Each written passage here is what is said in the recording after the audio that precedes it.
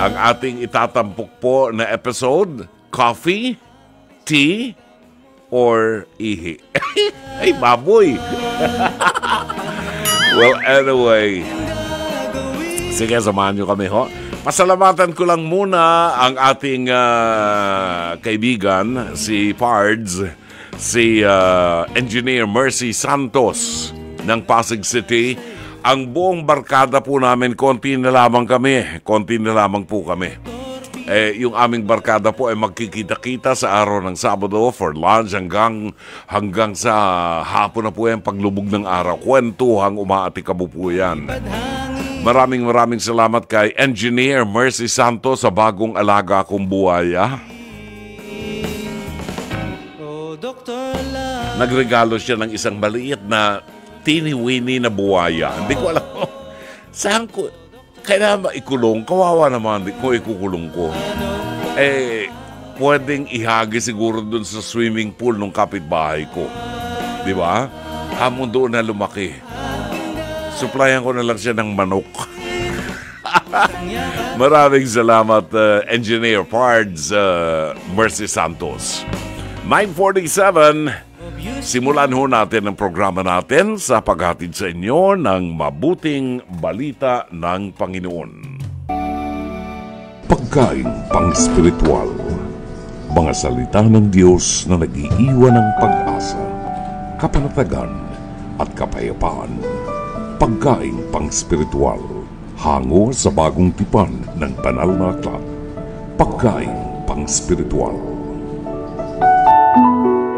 Narito ang ating pagkain pang-spiritual sa araw na ito ng Huwebes, 11 ng buwan ng Hulyo. Ngayon po ay kafiyasahan ni San Benito or Saint Benedict, isang abot. At kung inyong matatandaan po yung ginagamit po na the medal and crucifix of Saint Benedict, ito po yung ginagamit ng mga exorcist kapag sila po ay nagpapalayas ng mga masasamang elemento, masamang espiritu na sumasanib sa katauhan ng isang biktima.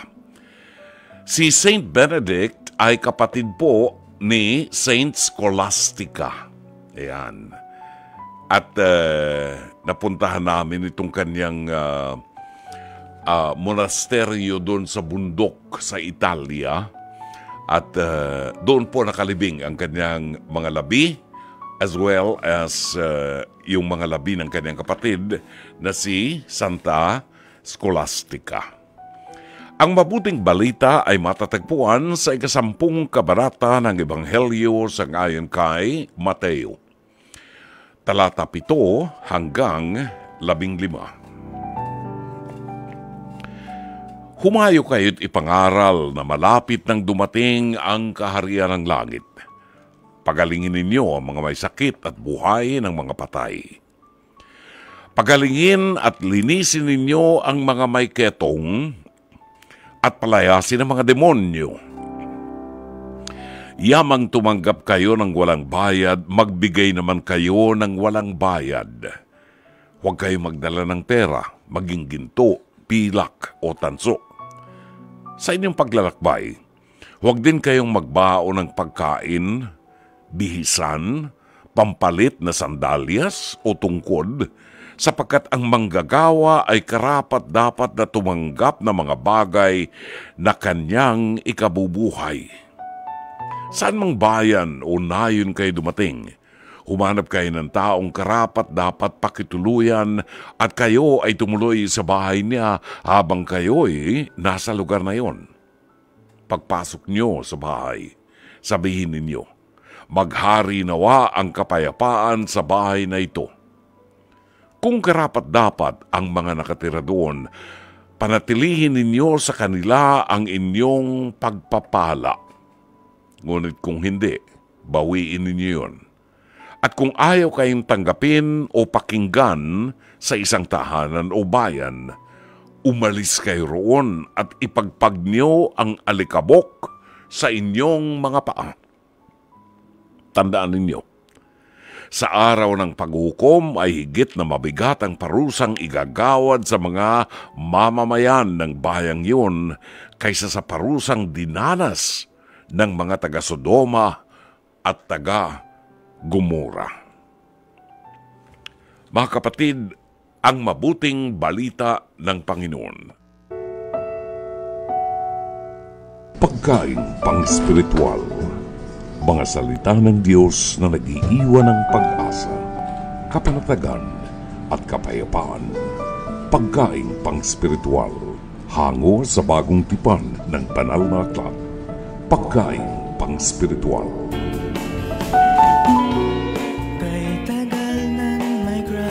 Alright, 9:53 ang atin pong itatampok ngayong gabi sa ating Pest to Pest, here at the Dr. Love, ay isang episode po na itinampok din sa programang Face to Face na mapapanood po sa TV5 Lunes hanggang Biyernes, alas 10:15 hanggang alas 11:15 ng umaga.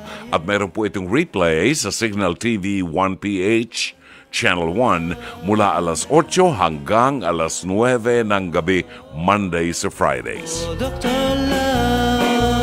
Kung gusto po ninyo magbigay ng komento or mensahe o whatever na mensahe na gusto po ninyong iparating sa ating mga panauhin dito sa episode na ito, ipadala po ang inyong mensahe sa Dr. Love Facebook Messenger. O kaya po ay mag-comment sa ating live stream or tumawag po kayo sa ating hotlines 863-15788 at 8631-6674. Narito ngayon ang ating episode, pinamagatang coffee, tea, or ihi. Ano ba yun? Either coffee or tea. Yung ihi sa'yo na lang. Panoorin natin kung bakit napasama ihi dito. Narito po ang ating episode. Nanay or Lola Beth, ikwento niyo po sa amin kung anong ginagawang perwisyo sa coffee vendor niyo. Ma'am, ang ginagawa po nila pagka madaling araw po, meron po silang hinuhulog na na 5 piso, tapos bukuha sila ng na kape. Pag tumunog na po, makakakuha na po sila ng kape. Kaya kung sabi ko, bakit pagdating ng umaga, marami ako nakikita ang cup na nababawas na. Hindi pa ako kumikibo sa kanila kasi hindi ko pa alam kung sino po talaga. Okay, coffee vendor na negosyo ninyo. So, ibig mong sabihin, hinuhulog yung, kunwari, yung piso. 5 piso po ba? 5 piso, pero pag tumunog na po, click, tapos may lalabas na pong cup, tsaka yung kape, tsaka na mo nila kukunin na mo yung 5 piso. Tapos makakakuha na po sila ng So, yung 5 piso nakatali. Opo. So, ngayon tingnan nga natin kung paano nga ba yan ginagawa. Let's watch this. Ganito po yung ginagawa daw nila. Inuhulog na po nila to. Pagka tumunog na po at may lumabas na po na kape, kukunin po nila, tsaka nila hahatakin ulit itong ganito. Ganyan, hahatakin nila ganyan. Tapos, pag nakakuha po sila ulit ng kape, lalagay na po ulit nila, at makakuha sila ng kape. Yan. Pag tumunog na po, tok. Tapos, pag ganyan tumunog, kukunin na po nila kape, kukunin na po nila ulit yung 5 piso. Ganyan. So, ang sinasabi nyo, Nanay Beth, ay every time kulang na yung mga kape, pero yung kita, wala. Wala po, nauubos. So, tukoy mo ba kung sino ang gumagawa nito sa inyo? Opo, kasi po meron po nasabi sa akin na si Willie to, tsaka si Tim po ang gumagawa noon. Kasi sabi ko gano'n, makita ko lang kayo kung ganyan talagang ibabarangay ko kayo o face to face ko kayo. Pero hindi ko po ginawa. Kasi magkakapit-bahay lang po kami Nagawa niyo po, nandito po tayo ngayon sa face to face po. Hindi sa barangay po, sa face to face. Oo, sa barangay ay hindi mo na ginawa. Okay, pero ano ho ang tungkol dito sa ihi? Ay kasi po, magbabasketball po sila. Pag lumalabas po ako, sabi nila, gurang. Ano po nila ako sinasabihan nila, ang ginagawa ko kasi maalikabok, dahil sawa ko hindi mo pwede. Binuhos ako po ng tubig yung court. Pero hindi siya tubig. May ihi po siya. Okay, konto. Bakit nyo ginawa yun, Nanay Beth? Kasi po lagi po nila akong binubuli. Binubuli ka nila. Okay, so, ang hirap, no? Paano nga ba gaganti ang isang may edad? Pero, Ngayon pa lang ay sinasabi na natin na hindi naman ho din tama, no? Yun nga po. Pero, Doon po ako nagkamali, ma'am. okay. Siya ang isa sa suspect na kasing pait ng black coffee ang idinulot kay Nanay Beth. Team, pasok!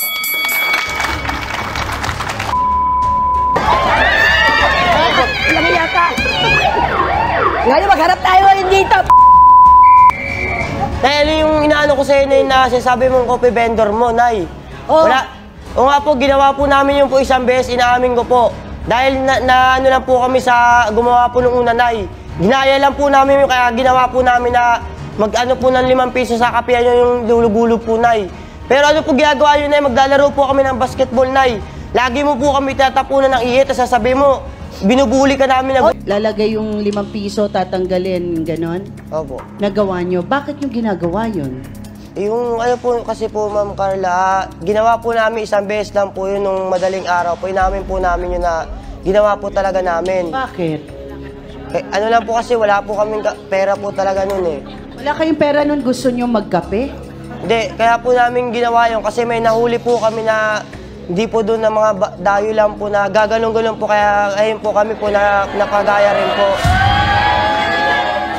Ginawa nyo yun nung gabi na yon dahil ginaya nyo. Opo. Ginaya nyo yung may mga gumagawa ng Opo. ganon. So, ang sinasabi nyo, hindi kayo talaga yung suki. Hindi po na talaga. Isang beses lang po namin ginawa Isang yun. beses nyo lang. Pero, kawawa naman si Nanay Beth. Bakit naman kasi, Matanda lang Magkano ba ang- nyo pa kami? magkano ba ang ano nyo, Nanay Beth, ang tubo nyo per cup? Ano po namin, pag ano po kami ng 10 meron na po kami doon ng 50 pesos, ganyan. Para at least po, meron po pangkain po namin. Magkano yung Mag-asawa puhunan po. nyo doon? Hindi ko po masabi kasi ano lang po sa amin yung parang commission lang po kami, consignment lang po yun eh. Ilang araw na bang ganon? Buwan na ba itong ganito? Linggo na po kasi po nasira po, hindi po namin kayang pagawa eh. Yun na lang po, ang ginagawa ko na lang po kaya nag-uukay-ukay na lang po ako para may pagkain po kaming mag-asawa. At least masipag ka pa rin, Nanay Opo. Beth, diba? Okay, kayo, team, nakita nyo naman ang pinagdadaanan ng mga matatanda. Hindi ko sinasabi na tama ang pagbuhos ng ihi tuwing kayo ay naglalaro ng basketball. Pero mali yun. Bakit nyo ginagawang ganon, nakita nyo? At saka bakit ginagaya nyo yung mali? Hindi, isang beses lang naman po namin ginawa. Hindi kasi pwedeng isang beses, 2 beses. Ngayon, kayo yung nahuli. Hindi na po namin ginawa yun kasi alam po namin na mali po yung ginagawa po namin eh. Ay. Effort yun ha. Effort yung ginawa nyo. Hindi yun parang, kasi gagawa ka ng sinulit. Hindi mo magagawa one time yun minsan. May practice yun eh. Oo.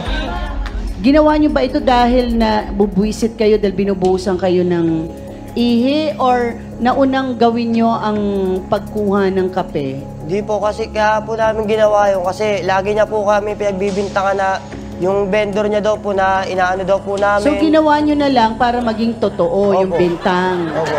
Dahil nalulungkot ako dito sa mga bata. Tim, ilang taon ka na? 21 po. Nag-aaral ka pa? Nag-ano na po, ALS. Nag-ALS po. Kasi katrabaho po ako eh. ALS, okay. Alternative Learning System.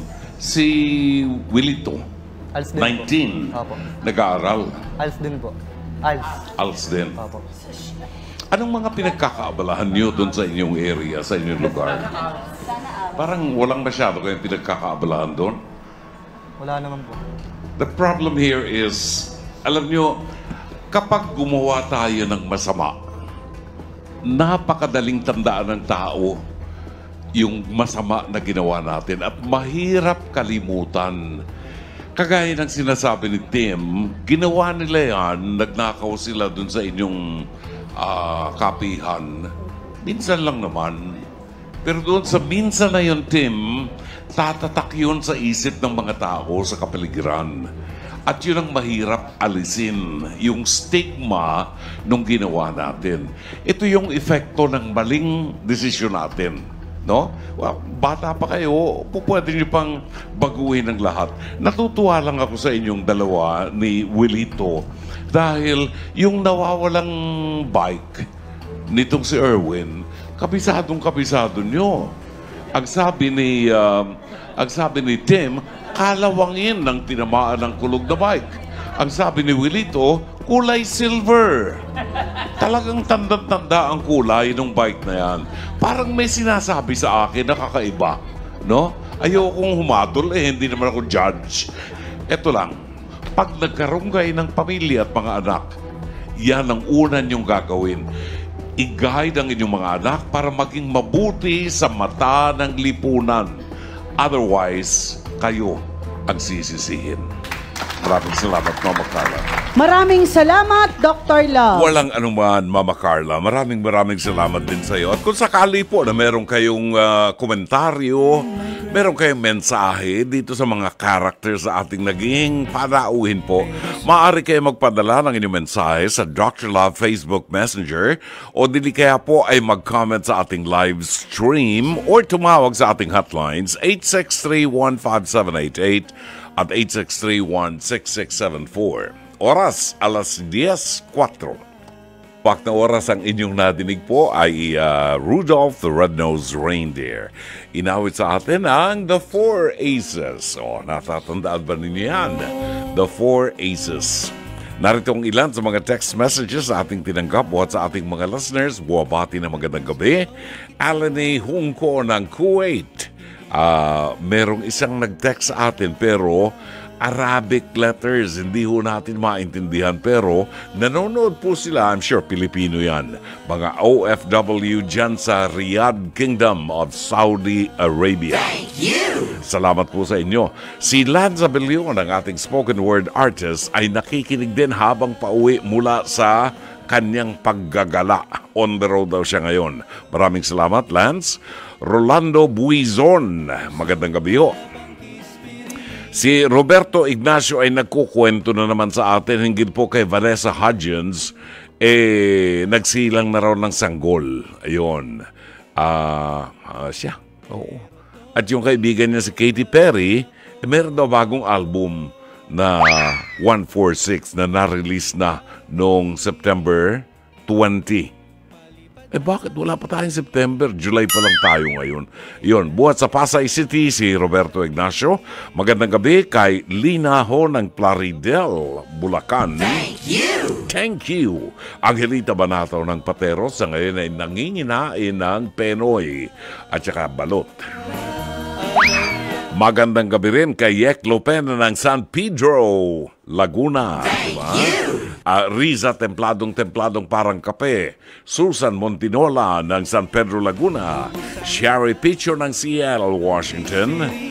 Al Villaflor ng San Pedro, Laguna. Edwin Romero ng Los Angeles, California.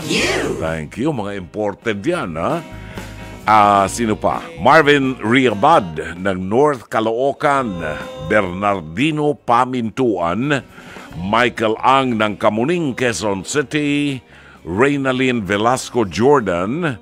Amy Atelares Presley. Sabi niya, Dr. Love, I'm an avid fan of yours for a long time already. I remember listening over the radio with your funny jokes. Salamat, Amy. Thank you. Andito na po tayo ngayon sa 92.3 Radio 5 True FM from 9:30 to 11 p.m. Mondays to Fridays.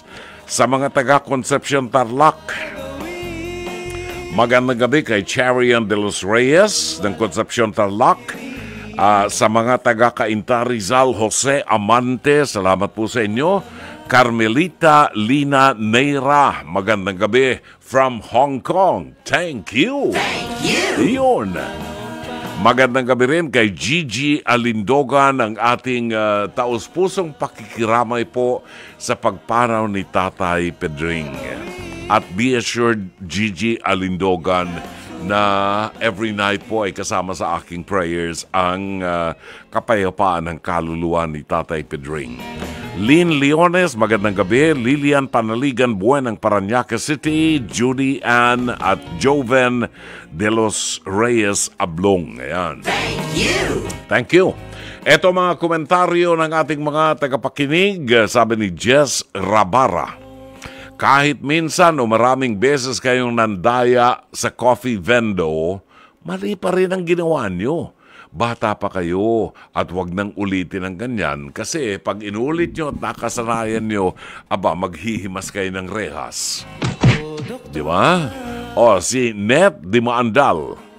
Matanda na si nanay, gusto lang niyang maghanap buhay. Huwag naman sanang lukuhin. Hindi ko siya masisisi kung gumamit siya ng ginawa sa inyo. Nainis na yung matanda eh. Imbis tubig yung ihagis, ihi eh. Panghinon. Ano yung iipunin mo yun? Gross.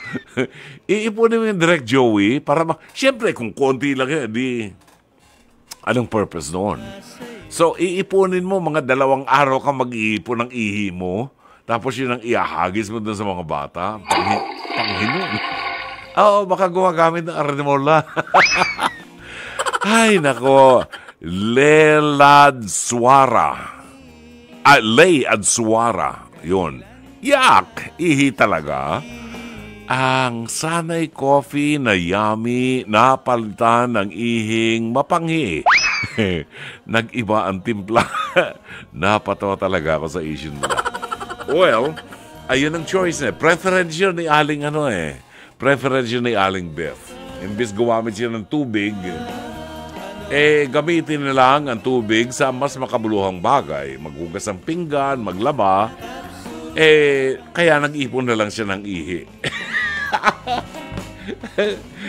Kaya kung mga 2 araw mong inipon yung ihing yon, ay sas, Ginoo, ang panghin niyan kahit mag-shampoo ka at sabunin mo ng sabunin ng katawan mo, maniwala ka sa akin, amoy pa rin yan. Parang parang eau de parfum. Eau de toilette. Di ba? Parang parfum. Eau de toilette. Alas 10:21 ang tumpak na oras. You don't know me. Inawit po yan, actually, ang original na umawit niyan ay si Jerry Vale. Ang pinamagatang You Don't Know Me, inawit ni, this time, Willie Nelson.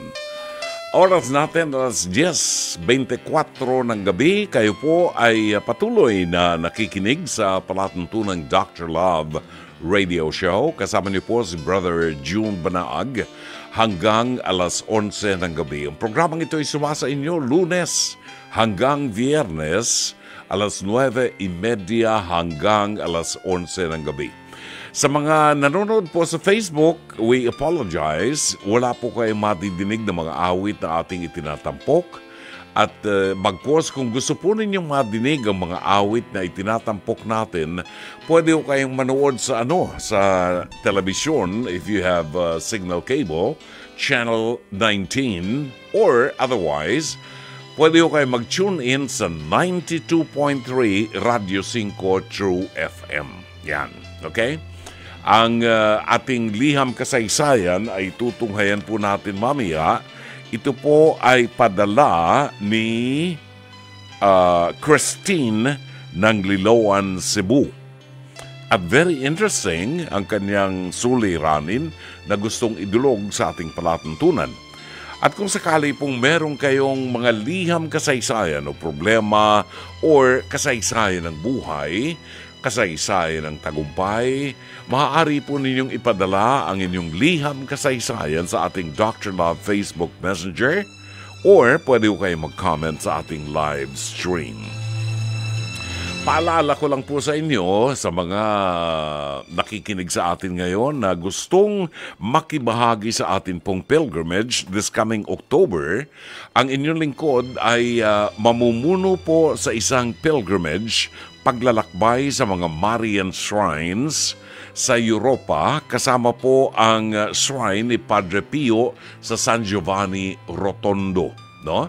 Ang inyong lingkod ang siyang mamumuno sa mga reflections at mga panalangin at pipilitin po natin na mapalalim ang ating pananampalataya at pag-uwi natin pabalik sa Pilipinas ay madala natin ang mga makukulay na mga kasaysayan, ang mga aparisyon ng Mahal na Birhen at ang kanyang mga mensahe.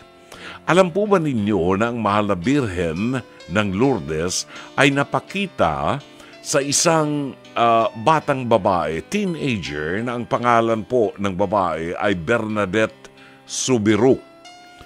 Siya po ay napakita doon sa Grotto ng Masabiel, na kung saan po pupuntahan natin ang lugar na ito.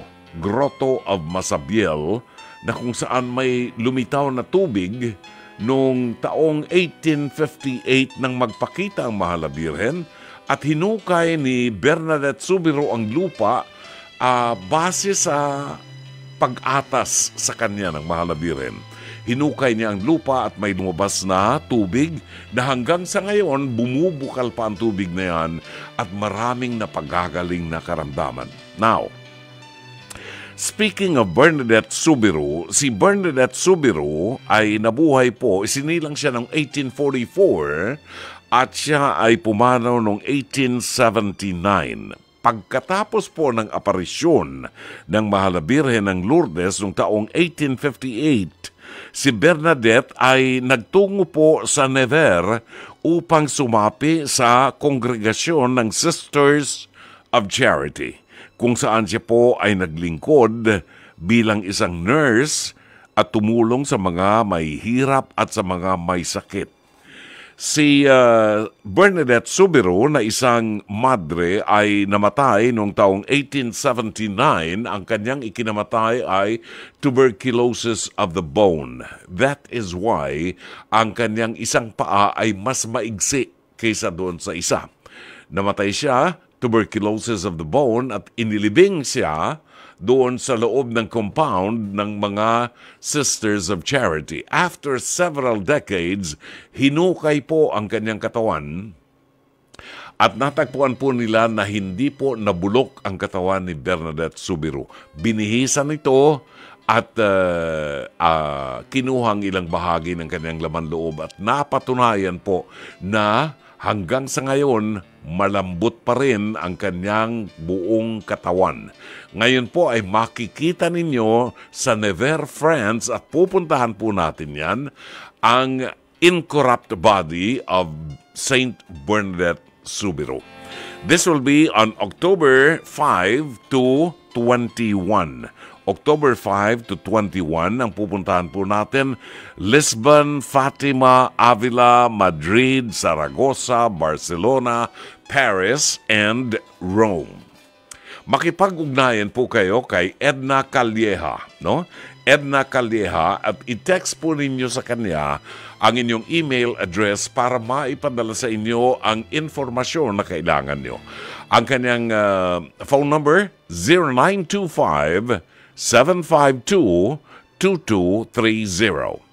0925-752-2230. Edna Calleja ang kanyang pangalan. Pwede na ako kayo mag-text ngayon.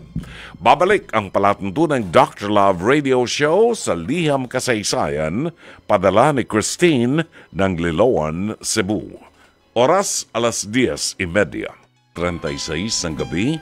Tunghayin natin ang Liham Kasaysayan, padala sa ating palatuntunan ni Christine ng Liloan, Cebu.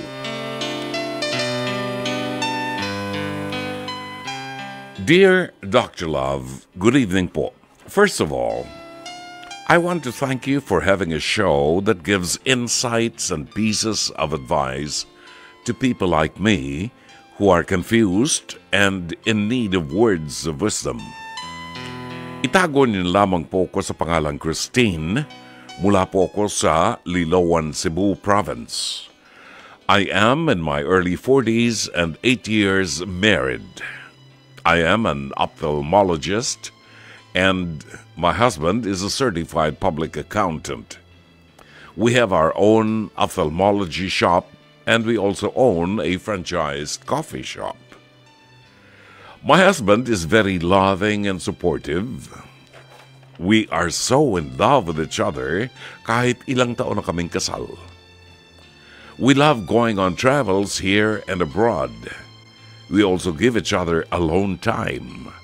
Lumalabas ako with my female friends, and he also has time for his marathon and triathlon events and so on.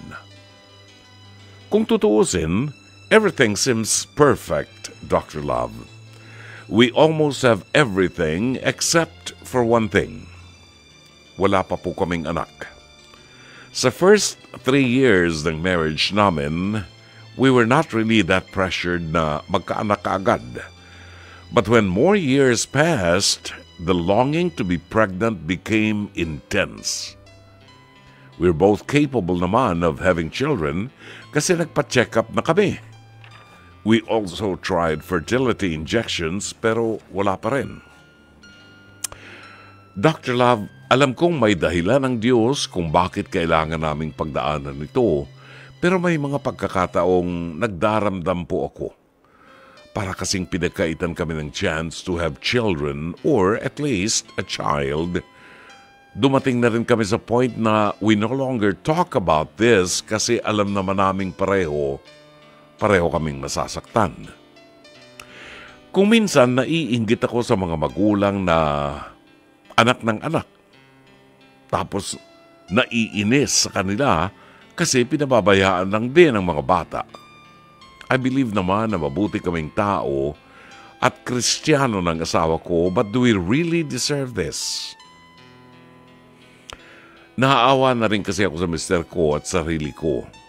Para rin kasing hindi kumpleto ang pagiging mag-asawa namin dahil walang anak na kasama. At my age, umaasa pa rin po ako, Dr. Love, kasi may cases naman ngayon na nagkakaanak pa even at their early and mid-40s, or am I just hoping against hope? Dapat ko na bang tanggapin na wala na kaming pag-asang magkaanak pa? Ngayon pa lamang, nagpapasalamat na po ako sa magiging advice niyo, Dr. Love. I believe in your words of wisdom, lalo na't you are a religious person. Again, thank you so much and God bless you more and more. At sana, marami pa kayong matulungan.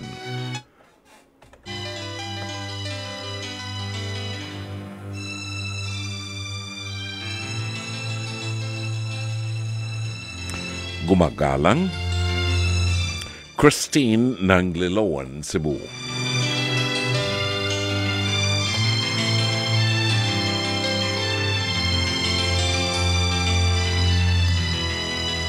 Maraming salamat sa iyo, Christine. Ang daming istorya ang naalala ko. I have a compadre and his name is Joel Cruz. Si Joel Cruz, yung gusto niyang magkaanak, kaya lang, Lord of Sense. Gusto niyang magkaanak, kaya lang wala siyang asawa. No? And so, what he did was, kaya niya, may pera yung tao. No? Ang ginawa niya ay kumuha siya ng, anong tawag doon, yung mga babae na surrogate mother. He went to Russia at meron siyang nahanap, matagal ang proseso. Meron siyang nahanap na isang babae na sa palagay niya magandang quality para maging nanay, mapagkunan ng genes ng kanyang mga anak. Isang Russian. And ginawa niyang surrogate mother. So nagpirmahan sila and everything. He spent so much. Alright. So hindi lamang isa, 2 bata, 3 bata ang dinala ng babaeng yon. Katunayan, kay Joel, lahat ng anak niya kambal. Lahat ng anak niya kambal. Yung isa sa anak niya ay inaanak ko sa binyag. Alright. So, isa yon sa mga storya na naalala ko. At gayon, malalaki na yung mga anak niya. Dalagita na yung mga panganay niya, no? At nakasama namin ang buong pamilya ng Joel Cruz. Ultimong, yung kanyang 8 anak, nanay niya, kapatid niya, security, yaya, kasama namin sa Holy Land. So, nag-arkila ako ng isang minibus para maisakay sila doon.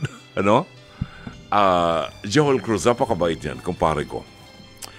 And then, yung kasaysayan ng aking manugang, Christine, yung aking manugang na babae, na naku, ilang taon na ay hindi pa rin nagdadalang tao. And so, may isang naging pilgrim ako na obstetrician and gynecologist. Itinanong ko sa kanya, may posible pa ba? Kasi ang problema daw, baluktot yata yung fallopian tube or something. So, patuloy ang pagdarasal namin na sana ay, mabiyayaan ng Diyos.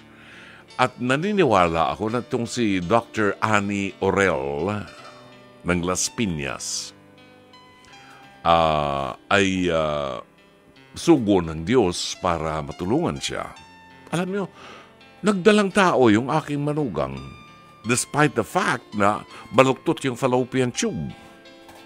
And then, Christine, there is a story of the Blessed Mother na wala namang lalaki sa buhay niya, wala siyang kilalang lalaki, pero nagdalang tao siya. And then there's a story of Saint Elizabeth na matanda na, no? Matanda na sa Saint Elizabeth at nagdalang tao pa rin siya dahil kagustuhan ng Diyos. And of course, the parents of Mama Mary, si Saint Anne and Saint Joachim, ay mga matatanda na rin at baog si Saint Anne, pero nagdalang tao pa rin. At isinila nga si Mama Mary. So, nothing is impossible with God. Ang sabi nga ng Saint Gabriel, nothing is impossible with God. Now, who are we to question God? Diba? Who are we to question God? Do we really deserve this? Yan ang tanong niya. Why not? Why not? Do you think it's a punishment? I don't think so. Maybe I agree with you that God has plans for you. Hindi natin alam kung ano ang plano ng Diyos, but siguro maaari nating ialay sa Diyos ang bagay na ito bilang offering sa Kanya. Kung sakaling hindi man tayo magdalang tao. But don't lose hope. Huwag kang mawala ng pag-asa. In God's time, at ikaw naman ay nasa linya ng medisina, and I'm sure meron kang mga kakilala at mga kaibigan na mga obstetrician and gynecologist na maaaring makatulong sa inyo. But most of all, huwag nating alisin ang pagtitiwala natin sa Diyos. At kung sakali man na dumating tayo sa pagkakataon na talagang hindi tayo magdadalang tao, may iba't ibang paraan. Maaari tayong mag-adapt, no? Maaari tayong tumulong sa pagpapalaki, pagpapaaral sa ating mga pamangkin, anak ng ating mga kapatid, and things like this. Pero tingnan natin sa higit na maganda at makabuluhang pananaw. Kung ito ang kalooban ng Diyos, well then so be it. Hindi natatapos ang buhay ninyong mag-asawa kahit wala kayong anak. Totoo na merong mga taong biniyayaan ng Diyos at inaasahan ng Diyos na pagyayamanin ang mga biyayang ito ng mga anak na kaloob ng Diyos sa kanila, pero pinababayaan nila. Nakalulungkot. Sa inyong mag-asawa, huwag tayong mawalan ng pag-asa habang tayo nabubuhay. Kung ating paninindigan ang pangako ng Anghel Gabriel sa Mahal na Birheng Maria during his apparition, the annunciation of the angel Gabriel, when he announced to Mama Mary na siya ay magdadalang tao at ang anak ng Diyos, ang kanyang magiging anak. Sinabi niya na ang kanyang pinsan na si Isabel o Elizabeth ay nagdadalang tao na, bagamat siya ay may edad na. Ang bagay na ito ay pinatutuhanan ng isang anghel ng Panginoon at sinabi niya, nothing is impossible with God. Kaya ang ating masasabi sa iyo, Christine, huwag tayong mawala ng pag-asa. Kaisa mo ang programang ito sa panalangin na naway dinggin ng Diyos ang iyong kahilingan. At kung sakali mang ito ang kaloob sa iyo ng Diyos sa inyong mag-asawa, tanggapin natin ang may pag-asa at maluwag na kalooban. Sana'y natulungan ka ng palatuntunan ito. As always, Dr. Love. Pansamantala magpapaalam po ang inyong lingkod at umaasa po kami na naging makulay at makabuluhan ang isang oras at kalahati ng ating pagsasama. Muli po kaming magbabalik bukas alas 9:30 hanggang alas 11. Sa ngalan po ng ating General Manager ng Nation Broadcasting Corporation, Mr. Raul de la Cruz, sa ngalan ng ating Head ng Programming and Production, Alvin Maanyo, ang ating Operations Manager, Cherry Baile, ang ating producer, si Jake Bacud, sa ngalan ni Director Joey Perez at ang ating technician, Aaron Tolentino, ang ating ORAD operator, Mike Santillan, at ang ating PA at AVID operator, Jairian Manipon. Ito po si Brother June Banag, OP. Pansamantalang magpapaalam. Hanggang bukas muli, magandang gabi. Maraming salamat. Shalom Aleichem. May each day